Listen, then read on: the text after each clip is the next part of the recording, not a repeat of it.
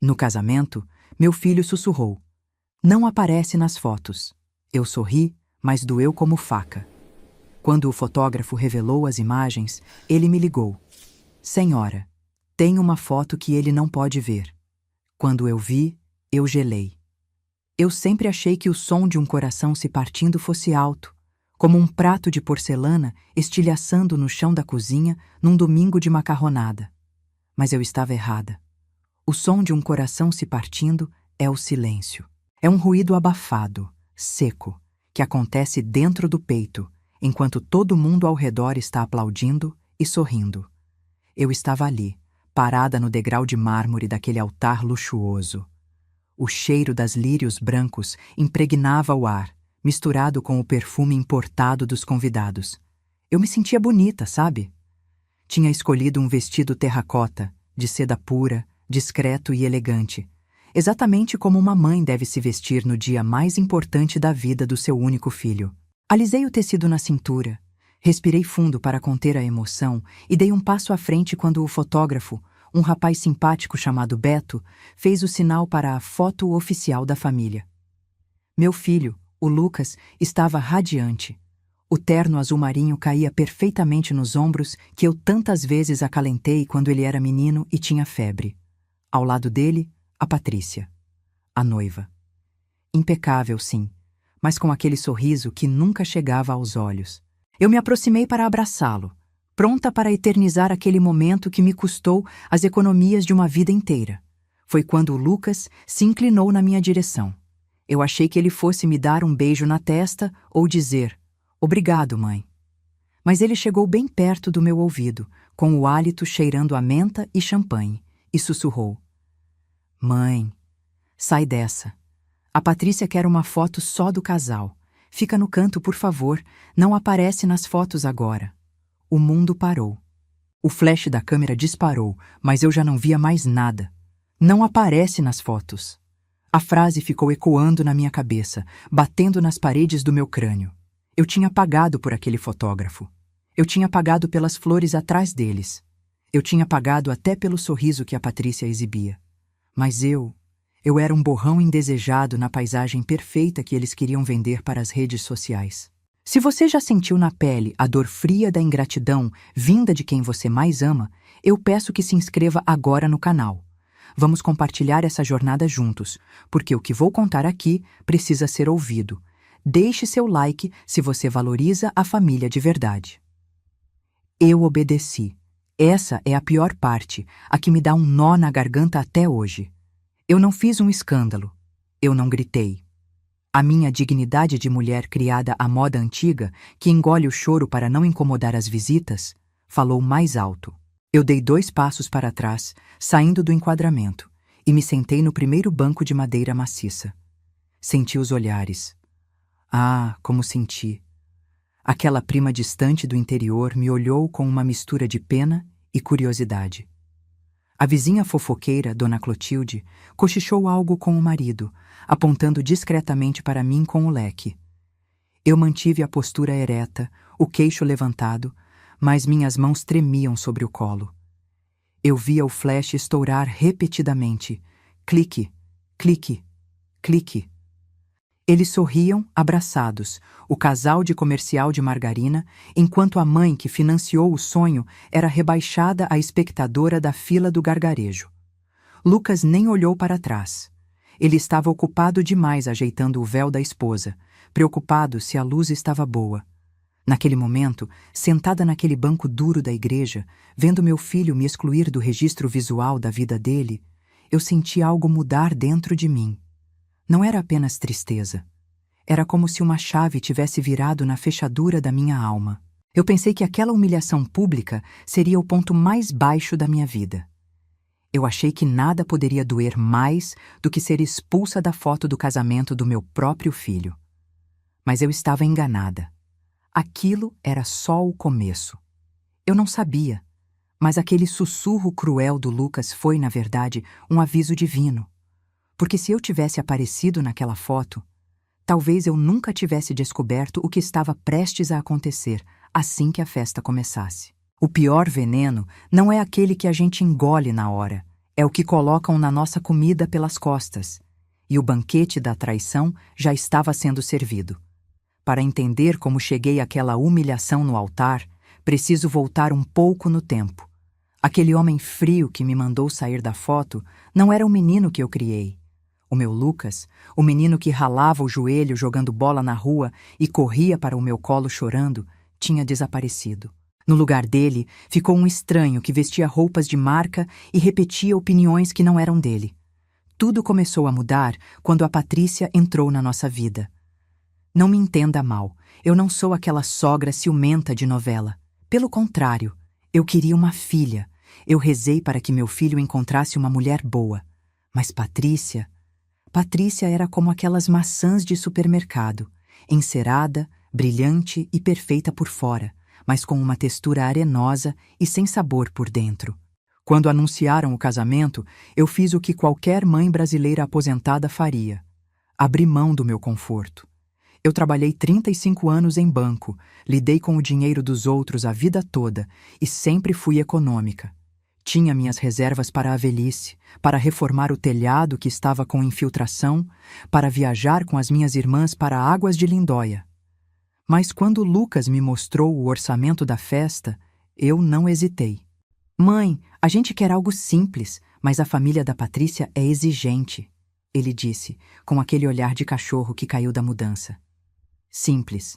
No dicionário da Patrícia, custava uma fortuna. Eu tirei 60 mil reais da minha poupança. 60 mil. O dinheiro suado de décadas. Paguei 80% daquele luxo todo. E sabe o que recebi em troca? Exigências. Nada estava bom. Se eu sugerisse um bem casado, ela dizia que era cafona. Se eu falasse de música, ela revirava os olhos. Mas o sinal vermelho piscou forte mesmo na noite do jantar de noivado, aqui na minha sala de jantar. Eu havia preparado um momento especial. Fui até o meu cofre e peguei uma caixinha de veludo azul marinho, gasta pelo tempo. Dentro estava o colar de esmeraldas da minha avó Joana, uma peça antiga, com pedras verdes profundas, carregada de história e amor. Era a minha herança mais preciosa. Quando servi o café, coloquei a caixa na mesa, na frente da Patrícia, com as mãos trêmulas de emoção. Querida, isso está na família há 3 gerações, eu disse, com os olhos marejados.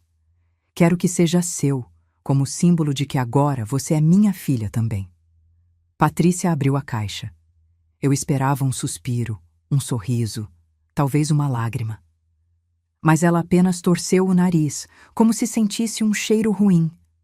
Ela levantou o colar com a ponta dos dedos, com nojo, examinou o fecho antigo e soltou a frase que trincou algo dentro de mim. É bem vintage, né, dona Helena? Meio pesado pro meu estilo. Mas sabe dizer quanto vale o ouro se a gente derreter? De repente dá para fazer uma pulseira mais moderna. O silêncio na mesa foi absoluto. Eu olhei para o Lucas, esperando que ele a repreendesse, que defendesse a memória da bisavó dele. Mas ele apenas riu nervoso e disse: mãe, a Patrícia tem um gosto mais atual. A senhora sabe como é. Eu guardei o colar de volta na caixa. Naquele momento, eu entendi. Eles não queriam a minha história, nem o meu amor. Eles queriam o que eu podia derreter para bancar os caprichos deles. Eu engoli o choro junto com o café frio. Mas eu mal sabia que a ganância dela não parava em joias antigas. Ela queria me apagar completamente, e o plano já estava traçado. Os meses que antecederam o casamento foram um exercício cruel de invisibilidade. Sabe quando você está numa sala cheia de gente, fala algo e ninguém responde? Foi assim que me senti durante todo o planejamento. O meu dinheiro era onipresente, pagava cada boleto, cada fornecedor, mas a minha opinião? Essa era proibida. Eu descobria as coisas pelas redes sociais, via no Instagram da Patrícia, dia de escolher os doces com a mamãe, e lá estava ela com a mãe dela, provando chocolates finos que eu ia pagar. Para mim, restava a fatura do cartão e o silêncio. Quando eu perguntava, o Lucas vinha com aquela conversa mole. Mãe, não quisemos te cansar. A senhora já tem idade. Essas coisas demoram. Como se ter 68 anos fosse uma doença incapacitante e não sinônimo de experiência. Mas a gota d'água, o momento que quase me fez explodir, foi a conversa sobre o vestido. Faltava um mês para a cerimônia. Patrícia veio à minha casa, sentou no sofá sem aceitar nem um copo d'água e foi direto ao ponto. Dona Helena, sobre sua roupa? O decorador sugeriu que a senhora usasse tons neutros. Um bege bem clarinho, talvez um cinza rato. Sabe como é, para não brigar com as flores da nave, que serão cor-de-rosa. Cinza rato. Bege. Ela queria que eu me vestisse da cor da parede, queria que eu me camuflasse no cenário para não ser notada. Engoli em seco. A minha vontade era gritar, mas novamente o amor cego pelo meu filho falou mais alto. Só que dessa vez eu tive um pequeno ato de rebeldia. Não comprei bege. Comprei um vestido terracota. Uma cor de terra, de força, de vida. Era elegante, mas dizia: eu estou aqui. Achei que o tormento tinha acabado, mas uma semana antes do grande dia, a campainha tocou tarde da noite. Era o Lucas. Ele estava pálido, suando frio, chorando copiosamente. Mãe, deu tudo errado. O buffet reajustou os preços, teve uma taxa extra de importação das bebidas. Faltam 10 mil reais. Se a gente não pagar até amanhã, eles cancelam o serviço de garçons. 10 mil reais. Era exatamente, centavo por centavo, o dinheiro que eu tinha guardado para a minha viagem de cruzeiro com a Neide e a Glória, minhas amigas de infância. Seria a nossa primeira viagem sozinhas em 20 anos. Eu já tinha até comprado as malas. Olhei para o meu filho, aquele homem barbado chorando como criança no meu sofá.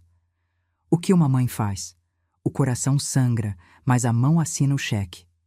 Está bem, meu filho. A minha voz saiu falha. Naquela noite, liguei para a agência de viagens. Cancelei tudo. Disse que era motivo de força maior. E era. A força maior era a ingratidão que eu alimentava com o meu próprio suor. Eu paguei para ver meu filho feliz. Paguei para evitar um escândalo. Paguei para ser aceita. Mas quando cheguei na festa, depois daquela humilhação na igreja, descobri que o meu sacrifício não valia nenhum lugar de honra à mesa. O que eles fizeram comigo no salão de festas foi de uma crueldade tão calculada que até hoje, quando lembro, sinto o gosto amargo de bile na boca. Depois da igreja, eu entrei no carro de aplicativo sozinha. O carro dos noivos levou a Patrícia, o Lucas e, para minha surpresa, os pais dela. Eu tentei me convencer de que era apenas logística, que não cabia todo mundo. Respirei fundo, retoquei o batom no espelho retrovisor e disse a mim mesma: Helena, engula esse choro. A festa custou os olhos da cara e você vai aproveitar, nem que seja para comer o camarão que você pagou. O salão de festas era deslumbrante. Lustres de cristal pendiam do teto como cascatas de luz. Arranjos florais gigantescos perfumavam o ambiente. Tudo impecável. Fui caminhando entre as mesas, cumprimentando conhecidos, com aquele sorriso de cera que a gente coloca no rosto quando a alma está gritando. Procurei a mesa 1, a mesa da família. Geralmente ficam os noivos e os pais de ambos os lados, certo? É a tradição. É o respeito. Mas meu nome não estava lá. Na mesa 1 estavam os pais da Patrícia, rindo alto, taças de champanhe na mão, sendo servidos primeiro. Na mesa 2, os padrinhos ricos. Na mesa 3, os amigos da faculdade. Eu fui andando, o número das mesas aumentando e a localização piorando. Mesa 18. Parece piada, mas não foi. Me colocaram na mesa 18. Era a última mesa do salão, colada na porta batente da cozinha.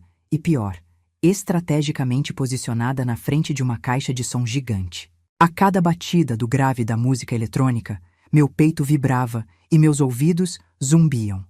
Na mesa comigo não havia ninguém próximo. Apenas um casal de primos de terceiro grau do interior que eu não via há 20 anos. E um tio-avô da Patrícia que dormia sentado. Eu era a financiadora daquela noite de gala, mas fui tratada como a parente pobre que a gente esconde no fundo do quintal. De onde eu estava, mal conseguia ver o meu filho. Via apenas as costas dele e os flashes dos fotógrafos ao redor da mesa principal. A mãe da Patrícia, Dona Sônia, brilhava no centro das atenções, recebendo os elogios pela festa que eu paguei. Aquilo era uma violência silenciosa. Lá pela meia-noite, a dor de cabeça e a humilhação eram tantas que precisei fugir. Fui ao banheiro, buscando 5 minutos de silêncio e água fria no rosto. O banheiro era puro luxo, mármore e espelhos dourados. Entrei numa das cabines e fechei a porta, encostando a testa na madeira fria, tentando não desabar. Foi quando ouvi o barulho de saltos entrando. Eram 2 mulheres. As vozes eram inconfundíveis. Patrícia e a mãe dela, Sônia. Ai, mãe, meus pés estão me matando. Mas a festa está perfeita, né? Disse Patrícia. Linda, filha, um luxo. Mas vem cá, e a velha? Ela não vai criar caso por ter ficado lá no fundo, não? Perguntou Sônia, com um tom de deboche que me fez prender a respiração. A dona Helena? Imagina, ela é mansa. Faz tudo o que o Lucas pede. Patrícia riu, e era uma risada feia, seca. O Lucas disse para ela que foi erro do cerimonial e ela engoliu. Relaxa, mãe. O importante é o plano depois da lua de mel. Eu gelei dentro daquela cabine. Meu coração disparou tanto que achei que elas fossem ouvir. Você tem certeza que o Lucas consegue convencer ela? Sônia insistiu, baixando o tom de voz. Absoluta. Ele já está trabalhando a cabeça dela. A gente volta de viagem, diz que a casa nova precisa de reforma e o Lucas convence a velha a vender o apartamento dela para investir com a gente. Ela adora se sentir útil. Assim que a escritura passar para o meu nome e do Lucas, a gente vê o que faz. Talvez aquela casa de repouso no interior, sabe? É baratinha e ela não vai dar trabalho. O dinheiro da venda vai garantir nossa vida, mãe. O som da descarga automática de outra cabine cobriu o meu suspiro de horror. Elas saíram rindo, retocando a maquiagem, prontas para voltar ao palco. Eu fiquei ali, paralisada, sentada na tampa do vaso sanitário, tremendo dos pés à cabeça. Não era apenas desamor, era um golpe. Eu não estava apenas perdendo meu filho. Eu estava dormindo com o inimigo e prestes a perder meu teto. A festa continuava lá fora, mas dentro de mim a guerra tinha acabado de ser declarada. E elas não faziam ideia de com quem estavam lidando. O dia seguinte ao casamento foi como acordar de uma ressaca violenta, mesmo sem eu ter bebido uma única gota de álcool na festa. A casa estava mergulhada num silêncio absoluto, daquele tipo que zune no ouvido. Abri as janelas da sala, mas o sol que entrava parecia frio. Não havia telefone tocando, não havia mensagens de agradecimento, não havia nem o som dos passos do Lucas, que morou comigo até os 30 anos. Eles tinham embarcado para as Maldivas na madrugada. Primeira classe.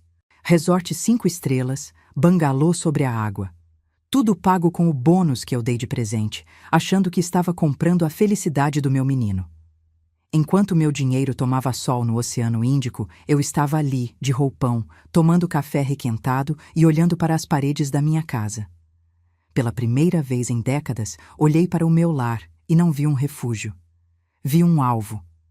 A conversa que ouvi no banheiro rodava na minha mente como um disco arranhado. Assim que a escritura passar para o meu nome, a gente interna a velha. A cada gole de café, a ficha caía um pouco mais, pesada como chumbo. Eu sempre justifiquei as falhas do Lucas. É o estresse do trabalho, eu dizia. É influência dos amigos, eu pensava. Mas não. A verdade nua e crua, que nenhuma mãe quer encarar, estava ali na minha frente. Eu criei um homem fraco. Um homem que permitia que a esposa planejasse o descarte da própria mãe como se eu fosse um móvel velho e cupinizado. Durante a primeira semana da viagem deles, o instinto materno gritou. Peguei o telefone umas 10 vezes. Queria saber se chegaram bem, se o hotel era bonito, se estavam comendo direitinho. Disquei o número do Lucas. Mas antes de apertar o botão verde de chamar, eu olhava para a minha mão enrugada, segurando o aparelho. Aquela mão que trabalhou anos digitando em caixas de banco, que trocou fraldas, que assinou cheques. E se eu ligasse? Ele atenderia impaciente. Oi, mãe, tá tudo bem, tchau, estamos ocupados. E eu ficaria ali, mendigando atenção, enquanto eles riam da velha que logo estaria num asilo barato. Não. Coloquei o telefone na mesa com força, um estalo seco na madeira. Decidi que não ligaria. Não mandaria mensagem. Se eles quisessem saber se eu estava viva ou morta, teriam que procurar. Os dias se arrastaram. 1, 2, 5, 10 dias. O telefone permaneceu mudo. Nenhuma foto no WhatsApp, nenhuma ligação a cobrar. Nada. O silêncio deles era a confirmação de que eu não existia mais como mãe. Eu era apenas um obstáculo financeiro a ser removido. A solidão, que antes me assustava, começou a virar minha companheira de trincheira. Eu andava pela casa vazia não mais como uma viúva triste, mas como uma general inspecionando o território antes da batalha. Eu estava decidida a vender a casa, sim, mas não para dar o dinheiro a eles. Eu estava pensando em como me proteger, em como blindar o pouco que me restava de dignidade. Foi no 11º dia, uma terça-feira cinzenta e chuvosa, que o telefone finalmente tocou. Meu coração deu um salto. Seria o Lucas? Será que ele tinha lembrado que tem mãe? Corri para atender, a esperança idiota ainda acesa no peito. Alô? Lucas? Mas a voz do outro lado não era a do meu filho. Era uma voz masculina, grave e trêmula, carregada de uma urgência que me fez arrepiar a nuca. Dona Helena? Aqui é o Beto, o fotógrafo do casamento. A senhora pode falar? É um assunto delicado. Eu senti um frio na espinha. Fotógrafos ligam para entregar álbuns, para cobrar parcelas, não com aquele tom de velório. Aconteceu alguma coisa com as fotos, Beto? Queimaram? Não, senhora. Pior. Dona Helena, eu ia mandar o link direto pro Lucas, mas minha consciência não deixou. Eu tratei uma imagem aqui e a senhora precisa ver isso antes deles. É uma questão de caráter. Eu estou perto da sua casa. Posso ir aí agora? Desliguei o telefone com as mãos geladas. O que poderia ser tão grave numa simples foto de casamento a ponto de fazer um estranho vir até a minha casa no meio de uma tarde de chuva? Eu não sabia, mas aquela visita estava prestes a explodir a única ponte que ainda restava entre mim e meu filho. Aqueles 20 minutos entre o telefonema e a chegada do Beto foram os mais longos da minha vida. A chuva lá fora tinha apertado, batendo na janela da sala como se quisesse entrar à força. Eu andava de um lado para o outro, ajeitando almofadas que já estavam arrumadas, passando um pano imaginário sobre a mesa de vidro. O medo tem essa capacidade estranha de nos deixar hiperativos. Minha mente criava 1000 cenários. Será que o Lucas estava usando drogas? Será que ele batia na Patrícia? Será que ele tinha outra família escondida? Quando a campainha finalmente tocou, meu coração disparou tanto que senti uma pontada no peito. Respirei fundo, compus a minha postura, afinal a gente não recebe visita desmoronando, e abri a porta. Beto estava ali, molhado, segurando a mochila do equipamento contra o peito como se fosse um escudo. Ele parecia muito mais jovem sem a câmera na frente do rosto. Um menino, de seus 20 e poucos anos, com olheiras profundas e uma expressão de quem carregava o peso do mundo. Entre, meu filho. Por favor. Dei passagem. Ele entrou, limpando os pés no capacho com um cuidado excessivo, pedindo desculpas por molhar o chão. Eu ofereci um café, porque na minha casa, não importa a tragédia, a gente oferece café. Ele aceitou, as mãos tremendo levemente ao segurar a xícara de porcelana. Sentamos na mesa de jantar. O silêncio era pesado, cortado apenas pelo barulho da chuva e pelo tilintar da colher na xícara dele. Beto não me olhava nos olhos. Ele encarava a toalha de mesa bordada. Dona Helena, ele começou, a voz falhando. A senhora lembra de mim na festa? A senhora foi a única pessoa que me ofereceu um copo d'água em 12 horas de trabalho. A única que perguntou se eu tinha jantado. O resto do pessoal... Bom, para eles eu era invisível. Eu sorri, um sorriso fraco. Gentileza é artigo de luxo hoje em dia, pelo visto. Eu lembro, Beto. Você é um bom rapaz, mas não veio aqui na chuva para elogiar minha educação. O que aconteceu? Ele suspirou fundo, colocou a xícara na mesa e puxou um laptop prateado da mochila. Eu sou contratado para registrar momentos felizes, sabe? Sorrisos, beijos, abraços. Mas a câmera não tem filtro moral. Ela captura o que está na frente dela. Ele abriu o computador, a luz da tela iluminando seu rosto tenso. Eu estava editando as fotos do making-of da noiva, aquela parte antes da cerimônia, no camarim. Geralmente eu apago as fotos tremidas ou as de teste de luz. Mas essa aqui... Ele parou. Olhou para mim com uma tristeza infinita. O que eu vou te mostrar pode acabar com a minha carreira se eles me processarem por violação de privacidade, dona Helena. Mas se eu não te mostrar isso, eu não vou conseguir dormir nunca mais. A senhora não merece o que eles estão fazendo. Ele girou o laptop lentamente na minha direção. A tela estava preta por um segundo. Eu prendi a respiração. Minhas mãos suavam frio. Eu sabia que assim que aquela imagem aparecesse, a minha vida como eu conhecia deixaria de existir. Está pronta? Ele perguntou, o dedo pairando sobre a tecla Enter. Eu apenas assenti. Ele apertou. E o que eu vi naquela tela fez o sangue das minhas veias congelar instantaneamente. A imagem na tela do computador não apareceu nítida de imediato. Era uma foto escura, tirada de um ângulo estranho, como se a câmera tivesse sido deixada em cima de uma bancada, disparando sozinha. Mas quando meus olhos focaram, o ar me faltou. Não era uma traição de cama, dessas que a gente vê em novela das 8. Não. O que eu vi ali foi um assassinato, o assassinato da minha dignidade. A foto capturava o reflexo do grande espelho do camarim da noiva. No canto direito, focadas e nítidas, estavam Patrícia e a mãe dela, Dona Sônia. Elas achavam que estavam sozinhas. Patrícia, vestida de noiva, com aquela pureza falsa de branco, segurava algo na mão direita, erguendo contra a luz. Era o meu colar de esmeraldas. Aquele que pertenceu à minha avó Joana. Aquele que eu ofereci com todo o amor do mundo no jantar de noivado e que ela desprezou. Mas a foto era estática. O pior veio quando o Beto apertou o play. A câmera ficou gravando o vídeo sem querer, dona Helena. Ele sussurrou, abaixando a cabeça. Aumente o volume. O som invadiu a minha sala de jantar. Eram risadas. Risadas estridentes, cruéis. Na tela, vi a Patrícia balançar o colar como se fosse uma cobra morta. Olha isso, mãe, dizia a Patrícia no vídeo. A velha teve a coragem de me oferecer essa tralha como presente de boas-vindas. Diz ela que tem valor sentimental. Sônia, a mãe dela, pegou o colar com a ponta dos dedos, fez uma careta de nojo e simulou que ia jogar numa lixeira imaginária. Valor sentimental paga boleto, filha? Sônia riu, ajeitando o cabelo. Pelo menos as pedras parecem verdadeiras. Dá para desmontar e vender. O ourives da Rua do Ouro paga bem. Com o dinheiro dessa velharia, a gente paga a entrada do carro novo. Meu estômago embrulhou. Mas a frase seguinte da Patrícia foi a sentença final.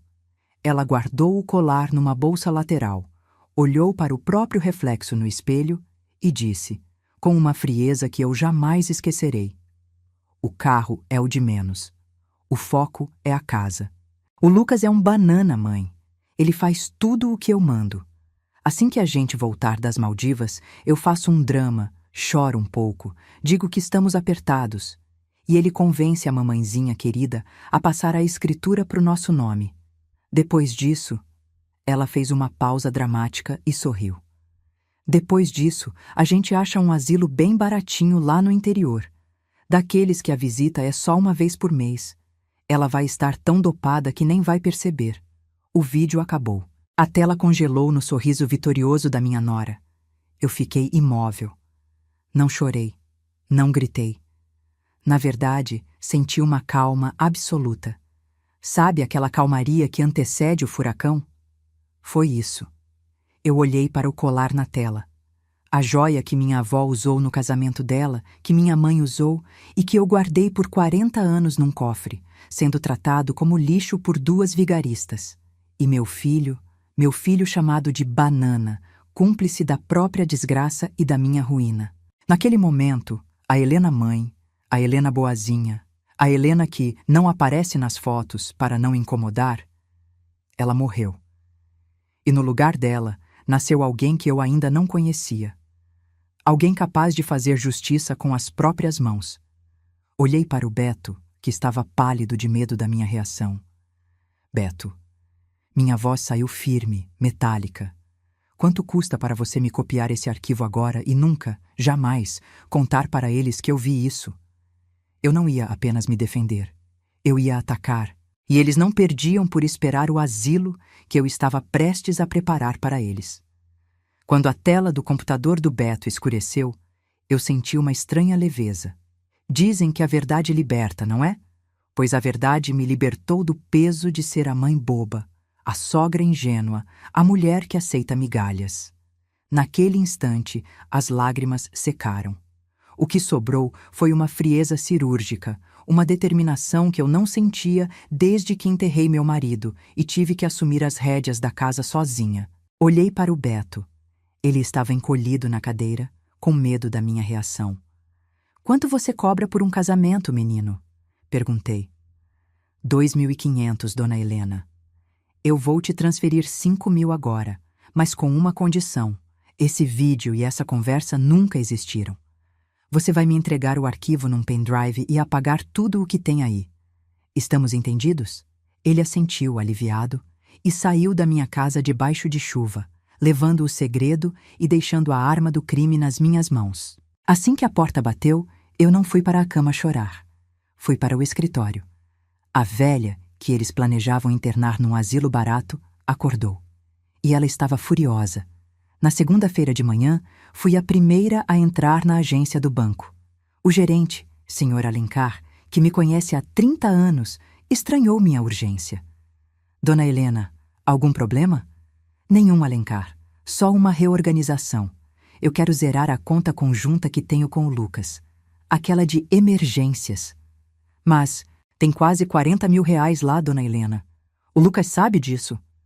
"A emergência chegou, Alencar. E o Lucas não precisa saber de nada. Transfira tudo para a minha conta pessoal e cancele o cartão dele. Agora." Ver aquele saldo sumir da conta compartilhada foi o primeiro corte do cordão umbilical podre que nos unia. Mas não era suficiente. Saí do banco e fui direto ao cartório e depois ao escritório do meu advogado. Passei a semana levantando documentos. Cada extrato do cartão de crédito, cada transferência que fiz para o buffet, para a decoração, para as passagens aéreas das Maldivas. Somei tudo. O valor era obsceno. Dava para comprar um apartamento pequeno. Coloquei tudo numa pasta preta de couro. Aquela não seria apenas uma prestação de contas. Seria o cardápio do nosso próximo jantar. Durante os dias que se seguiram, eu limpei a casa. Mas não foi uma limpeza comum. Eu tirei as fotos do Lucas das estantes. Guardei os porta-retratos na gaveta. A casa ficou impessoal, fria, exatamente como eles diziam que era o meu coração. No domingo de manhã, o dia marcado para a volta deles, eu acordei cedo. Não cozinhei. Não fiz o assado que o Lucas adora, nem a sobremesa que a Patrícia finge que gosta. Coloquei a mesa de jantar com a toalha de linho mais bonita que eu tinha. Mas sobre a mesa não havia pratos nem talheres. Havia apenas o pendrive conectado na TV da sala, pausado na imagem inicial do vídeo, com a tela desligada por enquanto. E, no lugar do prato principal, a pasta de couro preta. Ouvi o barulho do motor do carro no portão. Eram eles, bronzeados, felizes e, com certeza, famintos por mais dinheiro. Espiei pela cortina e vi Lucas carregando as malas, rindo de algo que Patrícia disse. Eles pareciam hienas prestes a atacar a carcaça. Respirei fundo, alisei meu vestido, o mesmo terracota do casamento, e destranquei a porta. Eles achavam que estavam entrando na casa da mamãezinha. Mal sabiam eles que estavam entrando na jaula da leoa, e a porta estava prestes a se fechar atrás deles. O barulho da chave girando na fechadura soou como o gatilho de uma arma sendo engatilhada. Eu estava sentada na cabeceira da mesa, imóvel, com as mãos cruzadas sobre a madeira fria. A TV, conectada ao laptop, exibia uma tela azul estática, apenas esperando o meu comando.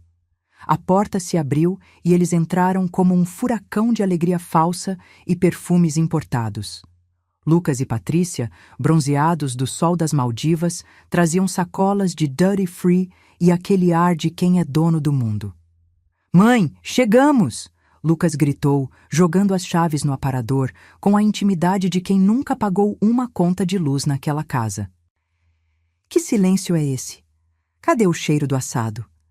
Eu tô morto de fome. A comida do avião era péssima. Patrícia entrou logo atrás, sacudindo os cabelos clareados pelo sol. Ela veio na minha direção com os braços abertos, aquele sorriso de hiena estampado no rosto. "Ai, sogrinha, que saudade! A senhora não acredita como foi lindo. Trouxe um ímã de geladeira para a senhora." Ela tentou me abraçar, mas eu não levantei. Continuei rígida, como uma estátua de pedra. O abraço dela encontrou o vácuo. Ela recuou sem graça e olhou para a mesa vazia. O sorriso dela vacilou. "Ué, a senhora não fez almoço?" "Sentem-se", eu disse.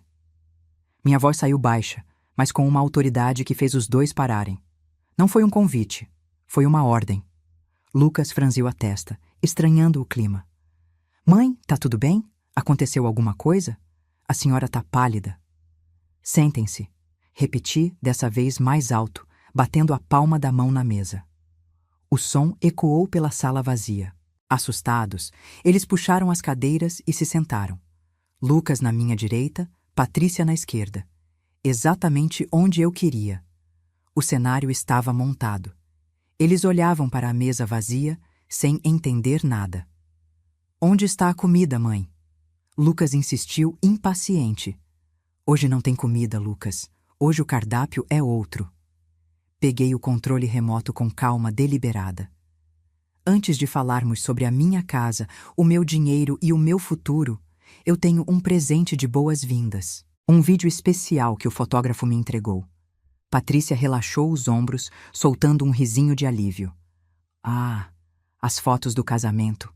Ai, que tudo. Põe logo, dona Helena. Quero ver como eu fiquei linda no making of." Eu olhei bem no fundo dos olhos dela. "Você ficou reveladora, minha querida." Apertei o play. A imagem surgiu na tela grande da TV de 60 polegadas. O áudio, que eu tinha conectado nas caixas de som do home theater, preencheu a sala com uma clareza cristalina. Primeiro, as risadas. Depois, a imagem de Patrícia e da mãe dela, segurando o meu colar de esmeraldas como se fosse lixo. Na sala, o ar ficou pesado.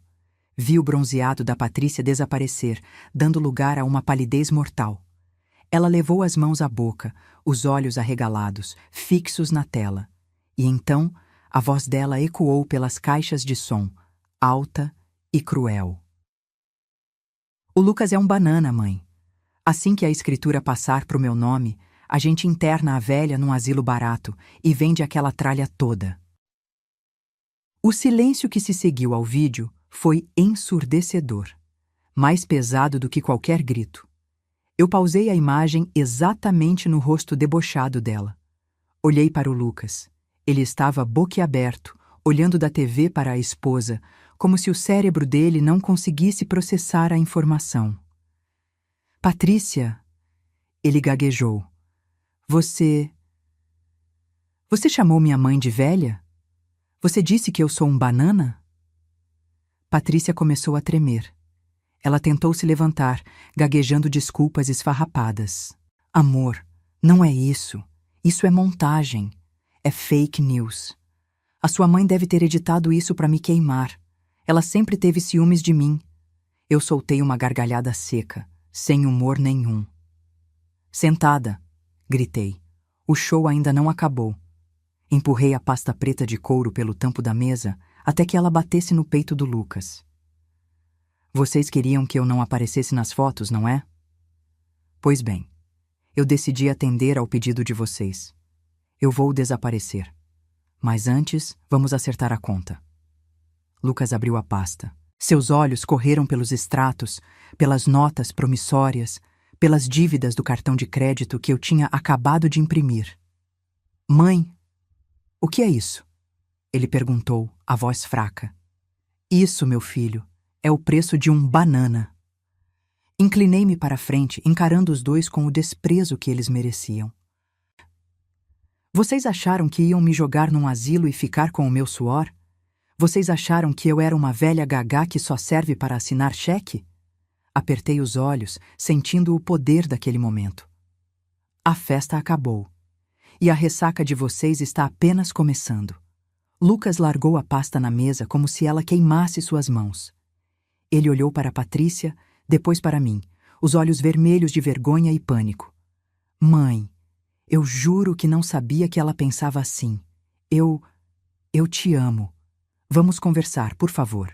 A gente pode cancelar essa viagem? Eu devolvo o dinheiro? Eu levantei a mão, pedindo silêncio. A hora das desculpas tinha passado. Lucas, você assinou esses papéis na semana passada, lembra? Achou que fosse a renovação do seguro do carro. Mas se você tivesse lido, veria que assinou uma confissão de dívida. Tudo o que gastei nesse casamento, 60 mil da festa, 20 mil da lua de mel, mais os empréstimos picados, está registrado aí. Vocês me devem 180 mil reais. E eu vou executar essa dívida na justiça se não começarem a pagar no mês que vem. Patrícia deu um grito estridente. Você está louca! Somos sua família! Você vai processar seu próprio filho? Família? Eu ri, caminhando até a porta da frente e abrindo-a completamente para a chuva fria da rua. Família não planeja jogar a mãe num asilo barato. Família não chama o marido de banana. Vocês não são minha família. São meus credores emocionais. E a conta fechou. E tem mais uma coisa, continuei, tirando o último documento do bolso do meu vestido. Sobre a casa. Vocês queriam tanto a herança, não é? Pois bem, ontem à tarde, doei este imóvel para a Associação de Amparo aos Idosos, com cláusula de usufruto vitalício. Enquanto eu viver, a casa é minha. Quando eu morrer, virá abrigo para quem precisa. Vocês não vão herdar nem um tijolo sequer. O rosto da Patrícia se desfez em ódio. Ela pegou a bolsa, empurrou o Lucas e saiu pisando duro, xingando baixo. Lucas ficou parado na porta, olhando para mim com aquele olhar de menino perdido. Mãe, a senhora vai mesmo me expulsar? Para onde eu vou? Eu segurei a maçaneta, firme. Você vai para onde a sua esposa mandar, meu filho. Você escolheu a sua companheira. Agora, seja homem e arque com a escolha. A vida é dura, Lucas, mas ela ensina. Espero que você aprenda. Bati a porta. O som do trinco fechando foi o som mais bonito que já ouvi. Fui até a cozinha, abri uma garrafa de vinho que guardava para ocasiões especiais e me servi uma taça generosa. Sentei no sofá, olhando para a tela preta da TV, onde, minutos antes, minha vida tinha virado de cabeça para baixo. Peguei o álbum de fotos que o Beto tinha deixado sobre o aparador. Abri na página daquela foto fatídica do altar. Lá estavam eles, lindos, sorridentes, falsos. E ao lado, o espaço vazio onde eu deveria estar. O espaço onde meu filho sussurrou: não aparece nas fotos. Passei a mão sobre a foto e sorri. Um sorriso verdadeiro de quem tirou uma mochila de pedras das costas. Eu não apareci na foto, meu filho. Sussurrei para a sala vazia. Mas eu nunca estive tão presente na minha própria vida como agora. Bebi um gole do vinho. O sabor era doce, frutado, com notas de liberdade. Amanhã eu ligaria para a Neide e a Glória. A viagem para a Europa ainda estava de pé, e dessa vez eu ia de primeira classe. Gostou dessa história? Se você sentiu a alma lavada com a atitude da Dona Helena, clique no botão de curtir agora mesmo. Isso ajuda muito o nosso canal. Quero saber a sua opinião nos comentários. Se você descobrisse que seu filho e sua nora planejam te colocar num asilo para ficar com sua casa, você teria a coragem de fazer o que a Dona Helena fez? Ou tentaria perdoar? Escreva aí: eu perdoaria ou eu faria igual. E me conte também de qual cidade do Brasil ou do mundo você está nos assistindo. Eu amo ler os comentários de vocês. Não se esqueça de se inscrever no canal Chopai e ativar o sininho para não perder a próxima história emocionante. Até lá!